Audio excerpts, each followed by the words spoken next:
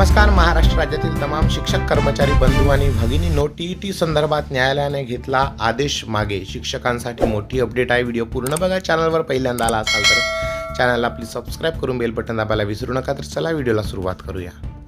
तर बंधू भगिनींनो, शिक्षक पात्रता परीक्षा संदर्भात न्यायालयाने दिलेला आदेश अखेर मागे घेण्यात आला आहे. त्यामुळे शिक्षकांना दिलासा मिळालेला अखेर दुरावला आहे. सविस्तर आदेश पुढील प्रमाणे आहे.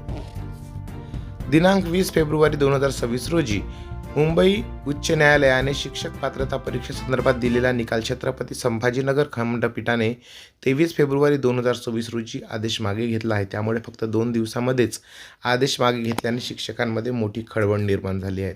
दिनांक 20 फेब्रुवारी 2026 रोजी मुंबई उच्च न्यायालयाने दिलेल्या निकाल माननीय सर्वोच्च न्यायालयाने शिक्षक पात्रता परीक्षा उत्तीर्ण होण्यासाठी 2027 पर्यंत मुदत दिलेली आहे. असे असताना सद्यस्थितीत प्रतिवादी जिल्हा परिषदामार्फत पदोन्नती देताना शिक्षक पात्रता परीक्षा अनिवार्य करण्यात आलेली आहे. यामुळे सन 2027 पर्यंत शिक्षक पात्रता परीक्षा उत्तीर्ण होण्याच्या अटी जे शिक्षक पदोन्नतीकरिता पात्र आहेत त्यांना पदोन्नतीच्या संधी उपलब्ध करून देण्याचे आदेश मुंबई उच्च न्यायालयाने दिनांक 20 फेब्रुवारी 2026 रोजी दिलेला होता. परंतु सदर आदेश 23 फेब्रुवारी 2026 रोजी छत्रपती संभाजीनगर खंडपीठाने पुन्हा रेकॉर्डवर ठेवण्यात आलेला होता. यावेळी खंडपीठाने यापूर्वीचे नागपूर खंडपीठ व मुंबई उच्च न्यायालयाचे आदेश मागे घेण्यात आले आहे व पदोन्नतीकरिता शिक्षक पात्रता परीक्षा अनिवार्य असल्याचा आदेश जारी करण्यात आले आहे.